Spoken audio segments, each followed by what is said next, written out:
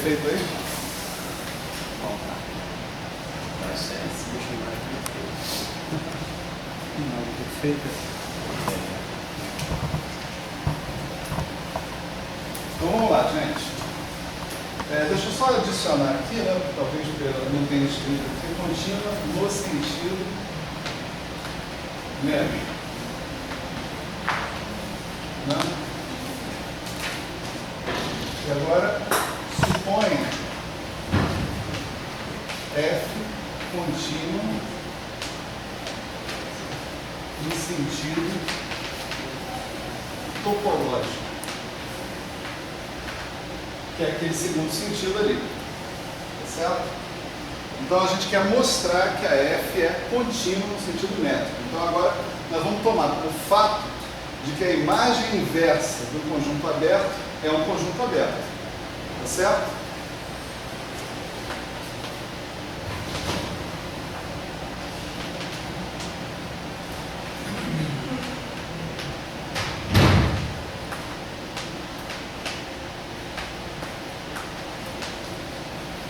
Então, vamos usar esse fato para dizer o seguinte agora, né?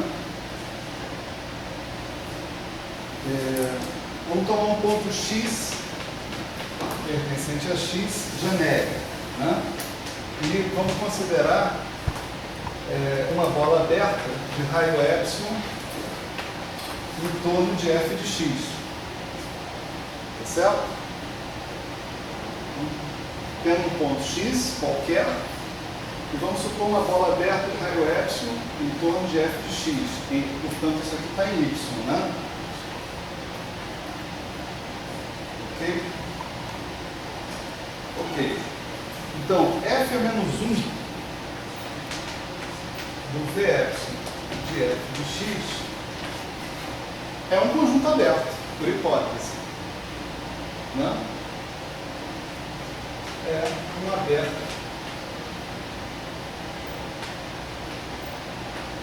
X, né? Contendo X. Portanto, se esse cara aqui é um aberto de X que contém o X,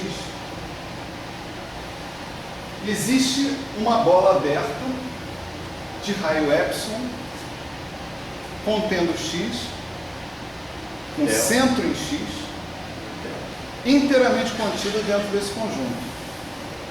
Essa é a volta daquela propriedade que a gente provou na aula passada. Tá certo? Então, se esse cara é um aberto no espaço métrico, né? Se ele é um aberto no espaço métrico, então existe uma bola aberta de um certo raio delta centrada em X. Tá certo? Tem um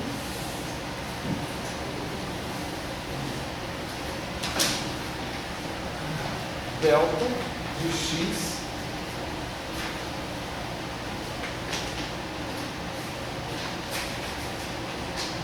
está sempre contido em f-1 do v epsilon de f de x. Vamos devagar. Bola aberta de raio epsilon em torno de f de x. Imagem inversa desse cara. Tá certo? Tem que ser um aberto. Se ela é um aberto, tem uma bola aberta de raio delta em torno de x, em torno do ponto x. Tá certo? Legal.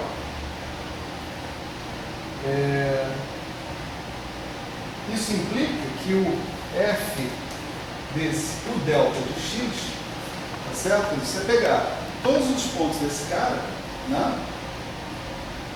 Você vai terminar, olha, o delta de x está na imagem inversa. Então, se você pegar o f do delta, se você pegar todos os caras do delta e aplicar o f, você vai terminar onde? No v epsilon. Tá certo? Então, isso aqui está contido no v epsilon de f de x. Mas isso é exatamente a definição de continuidade no sentido métrico. Então, se a minha função, a minha aplicação é contínua no sentido topológico, ela é contínua no sentido métrico. Se ela é contínua no sentido métrico, ela é contínua no sentido topológico. Portanto, essa definição de continuidade é absolutamente equivalente a essa definição de continuidade que está aparecendo aqui. Tá?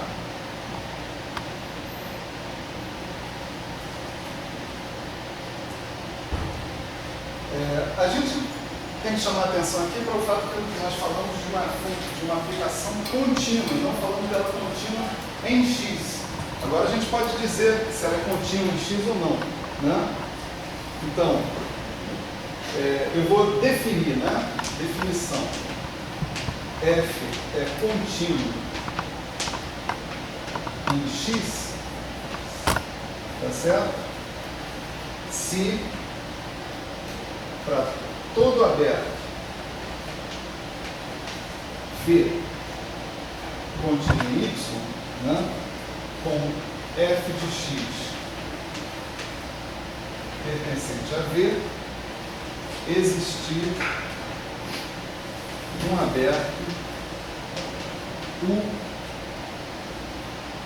contido em x com x pertencente a U e f de U contido em V. Certo? Então, essa definição, ser contínuo num ponto, do ponto de vista topológico. Certo? Tanto aqui quanto aqui, você pode dizer o seguinte: aqui do ponto de vista métrico, f vai ser contínua se ela for contínua em todos os pontos. Aqui do ponto de vista topológico, se a função for contínua em todos os pontos, ela é contínua. Se ela for contínua em todos os pontos. Não, desculpa. Se ela for contínua, não necessariamente contínua em todos os pontos. Se ela for contínua em todos os pontos. Mas ela pode não ser contínua em um certo ponto. Ok?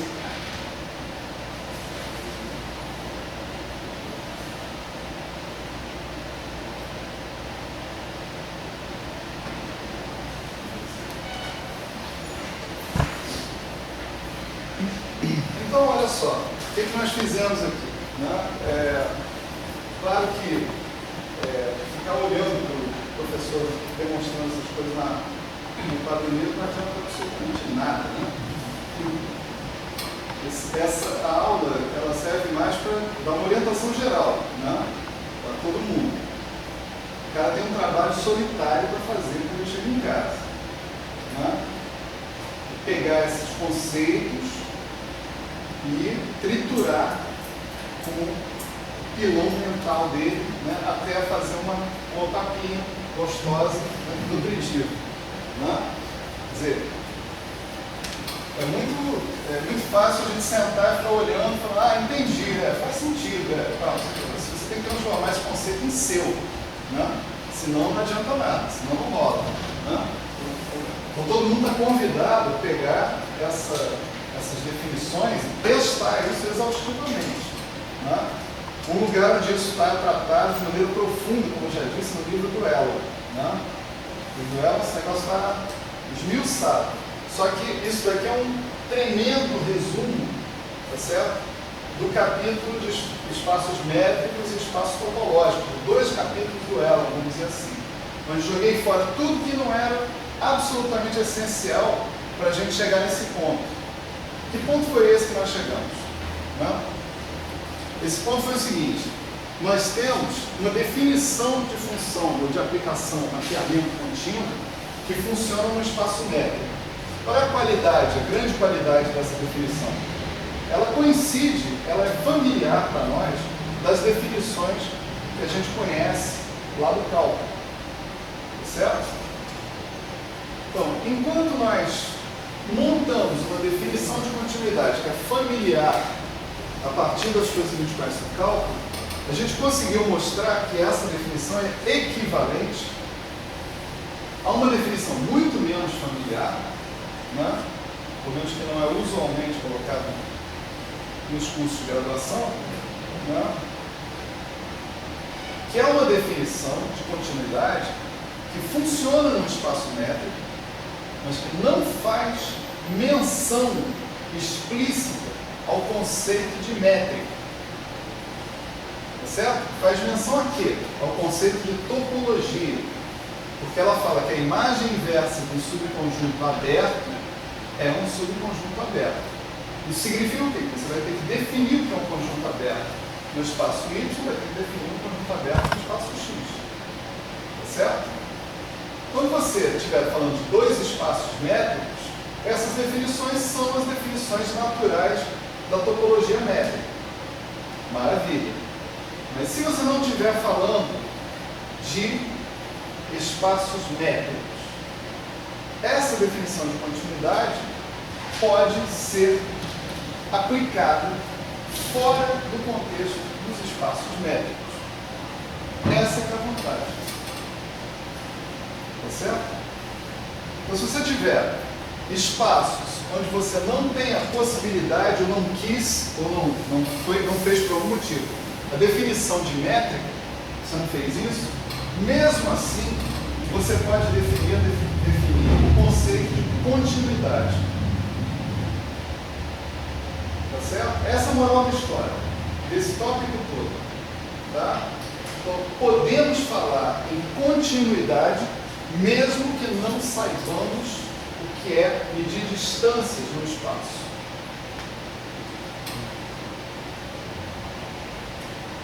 Ok?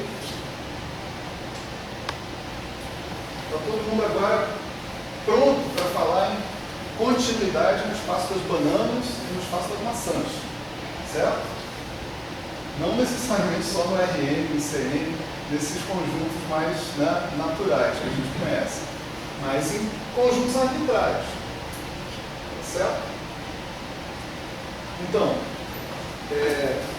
agora tendo o conceito de continuidade e tendo definido, né, desenvolvido, e a gente tendo mostrado que ele pode ser aplicado a espaços não métricos, a espaços onde eu não tenho necessariamente o conceito de métrica, eu vou apresentar para vocês o conceito de homeomorfismo.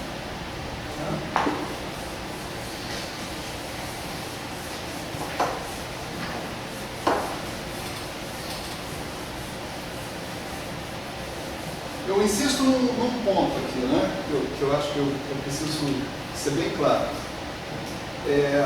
A argumentação lógica é uma coisa assim, que todos nós atingimos, né, com um pouco mais de facilidade uns, um pouco menos de facilidade outros.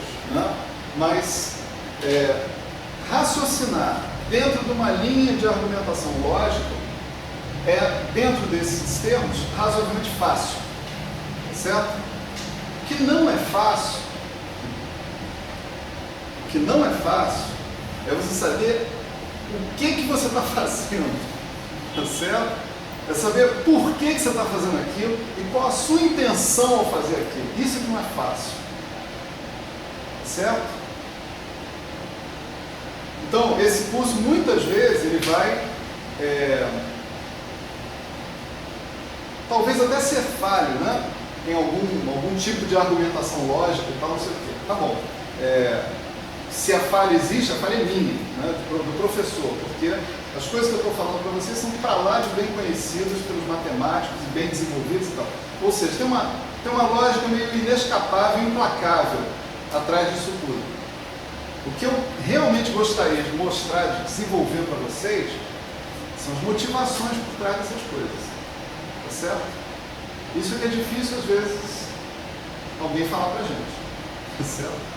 A gente tem que perceber sozinho quando consegue. E às vezes não consegue. Né? Professor, Oi. se a gente tem uma métrica, nesse caso, o X, não temos isso também, nesse caso, é possível. De novo, podemos definir continuidade. Pode definir continuidade.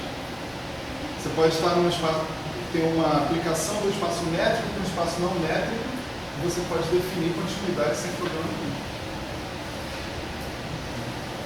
não precisa justamente ter... Agora, é claro que no seu espaço métrico, né, a topologia mais natural vai ser a topologia métrica. Né? É difícil dizer por que ela é a mais natural. Né? Se você pegar o livro do Elon, você vai ver que existe uma classificação de topologias. Ele fala de topologias mais grossas e topologias mais finas. Né? Essa classificação, acho que é um bom ponto para a gente falar sobre isso. Né? Essa classificação de topologias, ela tem a ver com que funções são contínuas numa topologia e que funções não são contínuas nessa topologia. Porque o conceito de continuidade agora depende da topologia. Mas o que é a topologia? É uma escolha que eu faço. Não é isso? Então pode sim acontecer de eu escolher uma topologia na qual todas as funções são contínuas. E pode acontecer de eu escolher uma topologia na qual todas as funções são descontínuas. Tanto uma topologia quanto a outra não servem para nada. Tá certo? Não me leva a lugar nenhum. Então, há um bom senso aí para você escolher a topologia correta, a mais natural, de modo que as coisas que são obviamente contínuas sejam contínuas nessa topologia. E as coisas que são obviamente descontínuas sejam descontínuas também. Tá certo? Às vezes não é tão óbvio saber o que é obviamente contínuo e obviamente descontínuo. Mas eu só quero dizer para vocês que não é um problema simples, em geral. A escolha de uma topologia, quando você fala que a escolha natural dentro do espaço métrico é a topologia métrica, é porque isso está consagrado pelo uso, né, de fato. Porque esses exemplos todos, essa função aqui é obviamente descontínua. Então, você pode mostrar na topologia métrica que ela é descontínua. Essa aqui é obviamente contínua. Então, você não conhece contra-exemplos. Então, está tudo certo. Né? Você escolhe outra topologia, você pode violar esse tipo de coisa. Para fazer matemática está ótimo, não tem problema. Mas para fazer física, vai dar trabalho. Né? Vai realmente dar trabalho. Né? Eu ia fazer uma sacanagem, falar que os físicos são mais profundos que os matemáticos, mas não vou falar isso não. Já falei.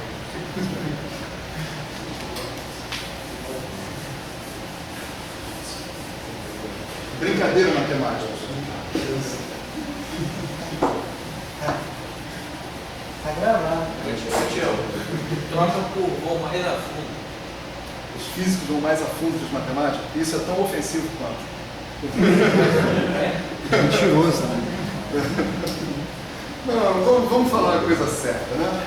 Os físicos estão interessados em uma coisa, os matemáticos estão interessados em outra, só isso. Mais nada. E às vezes os interesses se cruzam, né? Aí pronto, eu falo uma coisa que é política que não vai prejudicar ninguém. Então vamos lá. Olha só, se eu tenho uma aplicação F, né, de um espaço topológico X, num outro espaço topológico Y, né, e vamos supor que que essa aplicação F seja contínua e que exista a aplicação F a menos 1 do espaço topológico Y do espaço topológico X.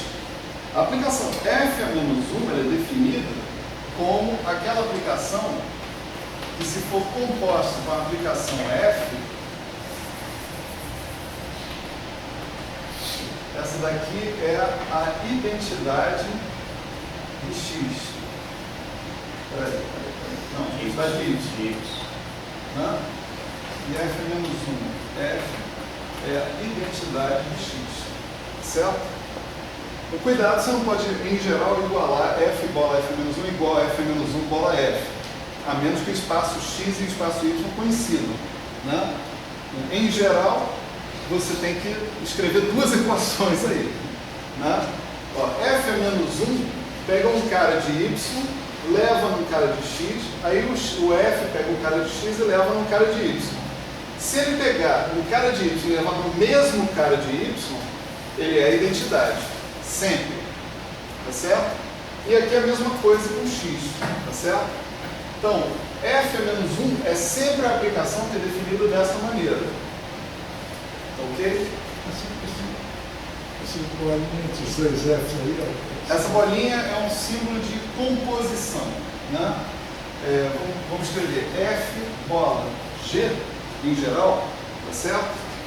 É F de G, F bola G, um certo ponto X é F de G de X. É a definição dessa bolinha. Isso é um símbolo antigo, né? Da teoria de conjuntos, essas coisas assim. Então, isso aqui é chamada função composta, né? A função composta entre F e G. F composta com G ou F bola G. Os matemáticos falam muito F bola G direto, certo? Mas você pode falar F composta com G. E os físicos falam F de G, F de G de X. Né? Então, vamos supor que a gente tem uma função, uma aplicação F de X em Y, e tem uma aplicação F menos 1 de X em Y, e eu vou supor que as duas são contínuas. Não necessariamente, se você tem F contínuo, você vai ter F menos 1 contínuo. Tá? Mas vamos supor que as duas são contínuas. Se eu tenho F e F menos 1 contínuos, então F é chamado um homeomorfismo. Né? Definição: F é um homeomorfismo. É a definição de homeomorfismo. Não confundir com o homomorfismo que a gente falou na primeira aula, tá certo? Isso tem um meia a mais aqui, que é muito importante. Na primeira aula, nós não falamos em continuidade, nós não falamos em inversa, nós não falamos em espaços topológicos, nós falamos de um conjunto com uma lei de composição, tá certo? Então, por trás do conceito de homeomorfismo, tem espaços topológicos e continuidade. Então, tem muito mais coisas necessárias para você poder falar no homeomorfismo. Né? Se você quiser ter uma ideia, né, do que um homeomorfismo está fazendo, um homeomorfismo é um cara que mapeia cada ponto de um certo espaço em um dado ponto. Né? Você vai poder mostrar que o seu F, para satisfazer uma coisa dessa, tem que ser sobrejetivo e injetivo. Isso é fácil de ver. Né? Ou seja, tem que ser bijetivo. Então você tem uma bijeção, você tem uma correspondência 1 a 1 entre os pontos de X e os pontos de Y. E essa correspondência 1 a 1 é mais do que isso. Ela é contínua. Tá certo? Ela é contínua.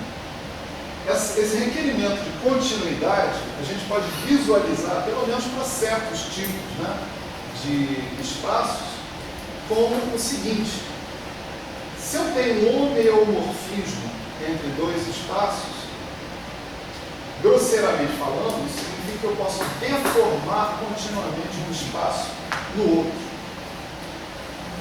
Ou seja, eu posso ir moldando um espaço sem rasgá-lo, tá certo? Até eu obter o outro. Ok?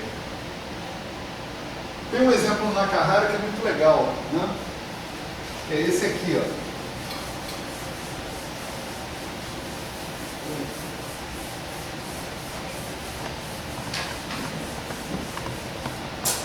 Imagina que você tem uma caneca.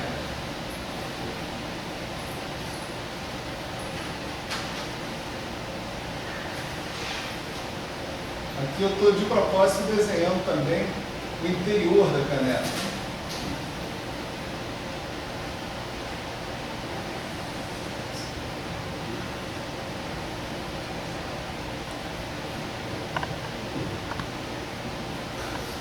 Sei lá, é difícil pra caramba desenhar isso aqui. Né? Dá para imaginar, eu peço para vocês fazerem esse esforço mental, né? Você ir deformando essa caneca aos pouquinhos, até você obter isso aqui, uma bola, não dá para imaginar. Uma bola, Hein? uma bola, Isso parece um ovo, eu sei. não, Não, rosquinha.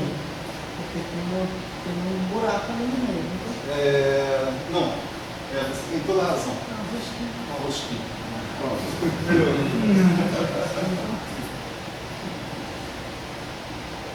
Você não se livra daquele buraco ali, ó. De jeito nenhum. Né? Mas você pode ir moldando esse cara que está aqui, né? Até que esse pedaço todo que está aqui, você vai enchendo a parte de dentro, até essa caneca vai ficando cada vez menos rasa. Dá para ver isso? Dá para imaginar isso? Ela vai ficando menos rasa, desculpa, mais rasa, até o fundo da caneca bater aqui, em cima. Tudo isso é uma operação contínua, uma operação que você pode fazer sem agredir a sua caneca, tá certo? Continuamente. Aí você terminou com uma bola com uma alça, não é isso? Agora você pode ir deformando essa bola aos pouquinhos até você chegar na rosquinha. Né? Dá para ver? Quando você tem uma situação dessa, você diz que os dois espaços, ou os dois conjuntos, né, são homeomorfos. Ou, você fala também, são topologicamente equivalentes. Tá certo? Significa que as propriedades globais desse espaço, aquelas que dependem apenas de coisas que definem o espaço como um todo e não localmente, as propriedades globais dos dois espaços são idênticas. Certo? Então, dois espaços são homeomorfos, né? X é homeomorfo a Y é a mesma coisa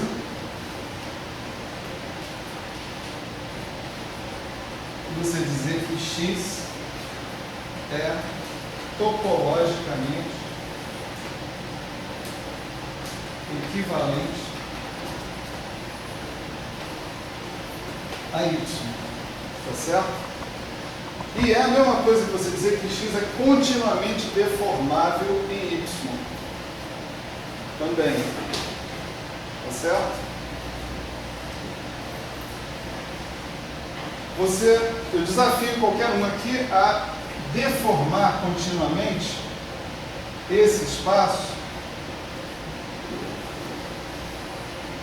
nesse espaço aqui. A rosquinha dupla, às vezes a gente vem premiado com essa lá na praia, né? Saquinho lá do biscoito Globo, né? A rosquinha dupla não é deformada continuamente na rosquinha simples. Ela é topologicamente inequivalente, não há o que fazer. Se você quiser fazer isso aqui, virar isso aqui, você tem que rasgar em algum lugar a sua rosquinha dupla. E emendar, rasgar e emendar. Essa frase, rasgar, significa que você abriu mão de ter um mapeamento contínuo. Tá certo? É uma coisa contínua, não rasga nada. A gente vai voltar muito a esse tópico, principalmente quando a gente falar sobre homotopia. Tá certo? Mais para frente. Né? A gente vai ter critérios para identificar coisas que pelo menos não são topologicamente equivalentes, ou, em outras palavras, não são homeomorfas. Não há homeomorfismos entre elas. Né? Agora, dá para perceber o seguinte, olha, X é homeomorfo a Y, é uma relação de equivalência. O que vocês acham? X é homeomorfo a X. Né? É a identidade, né? É um homeomorfismo bom. Né? Se X é homeomorfo a Y, Y é homeomorfo a X. Não é isso? Porque, né, F e F é menos 1 tem que ser contínuos. Então, o F é o F é menos 1 do F é menos 1. O F é o F é menos 1 é menos 1 do F é menos 1. Né? Tá certo? Então é tranquilo. A que é um pouquinho menos tranquila é a transitividade. Se x é homeomorfo a y e y é homeomorfo a z, então x é homeomorfo a z. O que você vai ver aí? A função composta. Né? Então, a gente vai ter que mostrar, e é possível mostrar, né, que a função composta de duas funções contínuas é contínua. Tá certo? A função inversa composta de duas funções inversas contínuas também vai ser contínua. Tá? Então, isso fica como, né, exercício. Mostrar que a composição de duas funções contínuas é uma função contínua. Tá? Veja que tem que usar essa definição aqui. Agora ninguém mais está autorizado a falar em espaço métrico. Vocês só estão autorizados a falar em espaço topológico. Para mostrar isso que eu estou falando, tem que usar essa definição aqui. Tá? Claro, para espaço métrico é óbvio. Né? Mais ou menos, a gente fez a vida toda. Né? Eles sabem, né? Agora tem que mostrar por aqui. Não tem problema. Tá? Então tá. A relação de equivalência x é equivalente a y se x for homeomorfo a y é uma relação de equivalência entre os conjuntos x e y. Né? É claro que eu posso pegar todos os conjuntos, né, e testar para ver se essa relação de equivalência se dá entre eles. Tá certo? Tem várias coisas que vão furar. Né? Por exemplo, o que vocês acham? R é equivalente ou é homeomorfo a R2?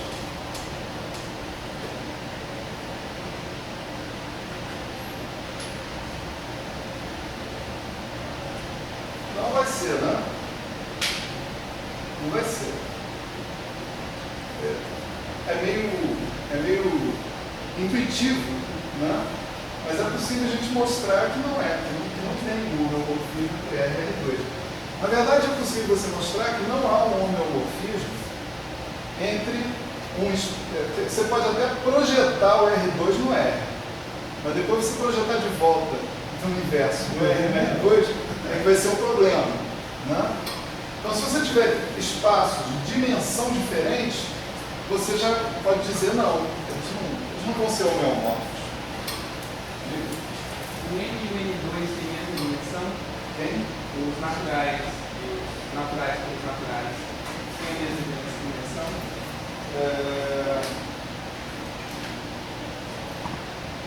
Eu não sei se a gente pode falar em dimensão aí, porque o N não é um espaço vetorial, né?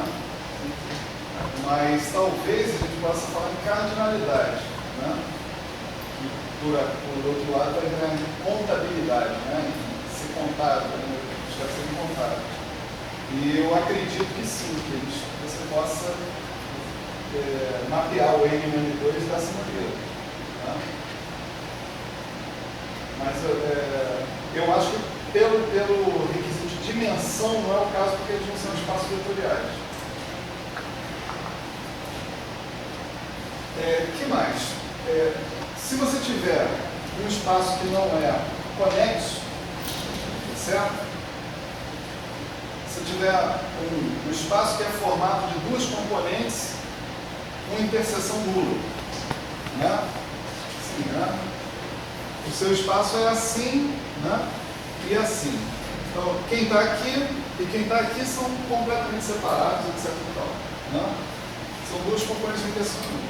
Esses espaços não podem ser homeomorfos a espaços conexos. Tá certo? A conectividade é um invariante topológico. E aí a gente está introduzindo mais uma terminologia. Né? Invariantes topológicos são propriedades que são mantidas por homeomorfismos. Né? Então tem vários invariantes topológicos. A conectividade é um deles. A dimensão é outro deles. No caso dos espaços vetoriais. Né? O fato de ser compacto ou não é outro deles. Se você tem um espaço compacto, ele nunca vai ser homeomorfo a um espaço que não é compacto. Tá? Existe um outro conceito que nós vamos trabalhar, que é o conceito de ser simplesmente conexo, tá certo? Isso a gente chegou a aprender, acho que talvez até mesmo no ensino médio, né?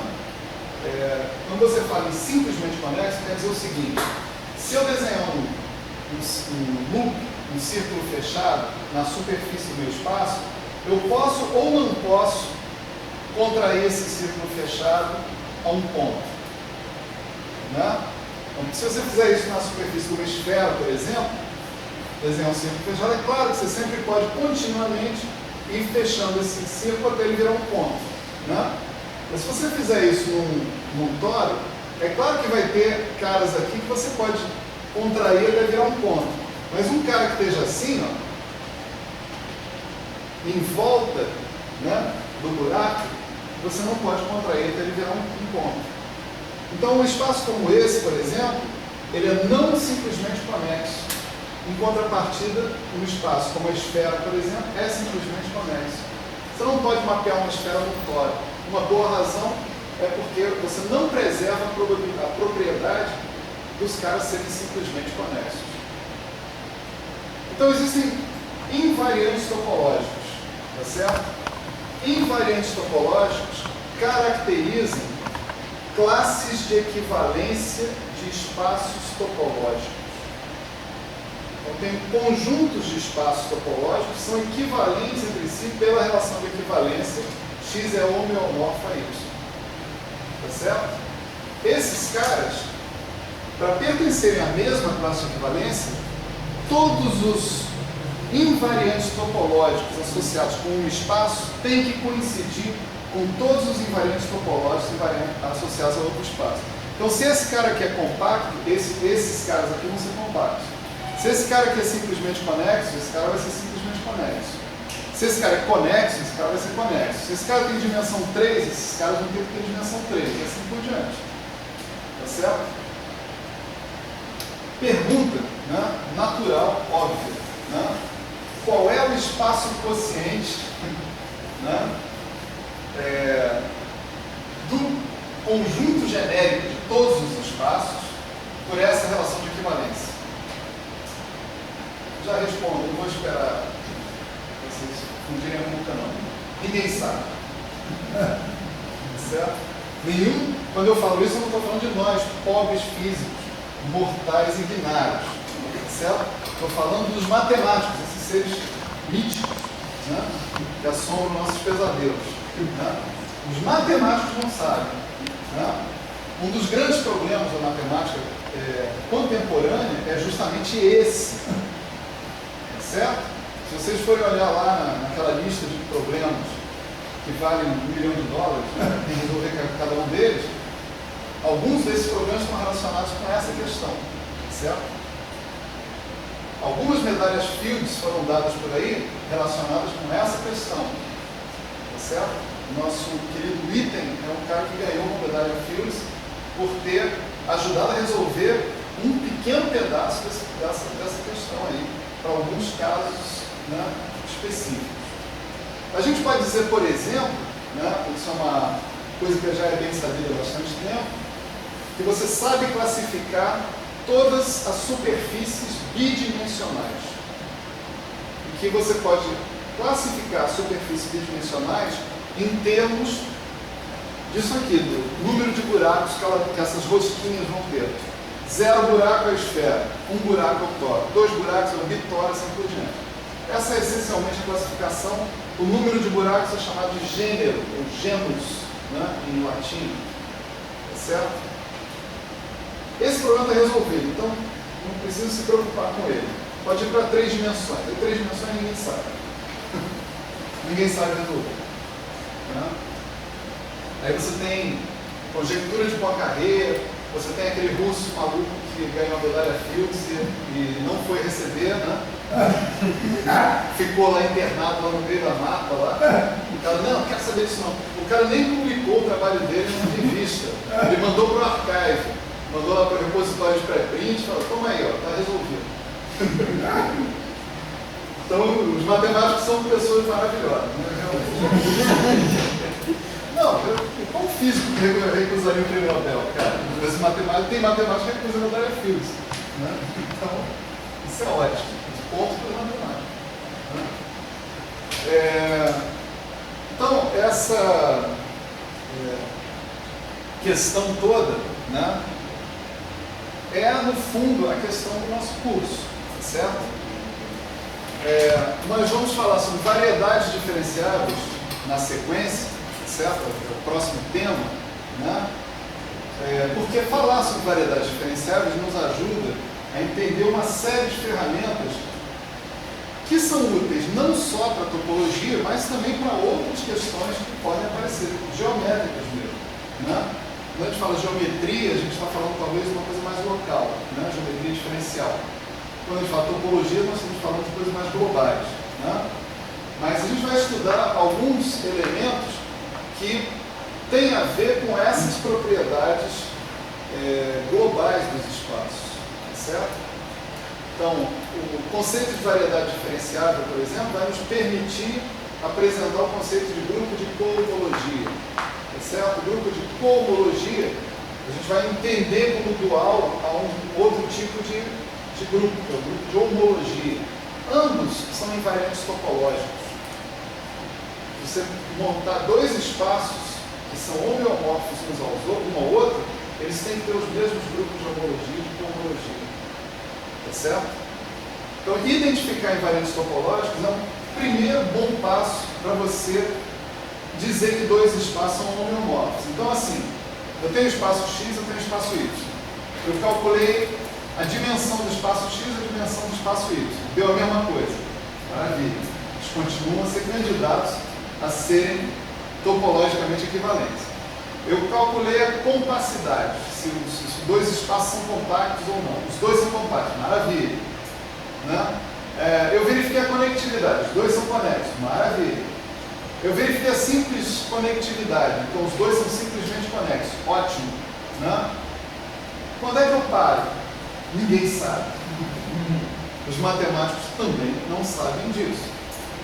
Eles não sabem, não existe um teorema, ou não existe, nesse momento pelo menos, que eu estou falando com vocês, eu não conheço, pode ser que alguém esteja fazendo agora, né?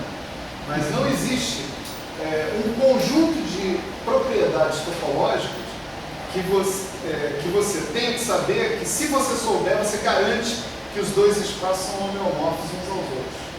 Esse seria um santo graal, né, dessa pergunta que a gente está fazendo aqui. Né? A pergunta é: quando dois espaços são homeomórficos uns aos outros? Quando eles são topologicamente equivalentes? Quando eles são continuamente deformáveis um do outro? Né? Uma possível resposta seria: quando todos os seus invariantes topológicos coincidirem. Só que quais são esses invariantes topológicos? Ninguém sabe. Né? Ninguém sabe se você lista todos os que você conhece até hoje e alguém não inventa um outro e os dois espaços furam de se conectar por aí. Né? Agora, tem uma maneira infalível de resolver o problema: é você mostrar o homeomorfismo. Tá certo? Se você mostrar explicitamente o homeomorfismo, aí você garante que, seja lá qual for o invariante topológico, ele vai coincidir. Tá certo? Então, esse critério ele funciona mais negativamente do que positivamente. Né? Se você tiver um invariante topológico que não coincide entre os dois espaços, aí você já sabe, não existe homeomorfismo entre os dois. Tá certo? Hoje vamos terminar um pouquinho mais cedo, né? Simplesmente porque a gente chegou no final dessa revisão aí, a gente vai começar agora a parte de variedades diferenciadas. Né? Então vamos terminar por aqui hoje e a gente volta na segunda-feira então. Eu espero até segunda-feira enviar essas notas de aula. Já tem o primeiro conjunto de exercícios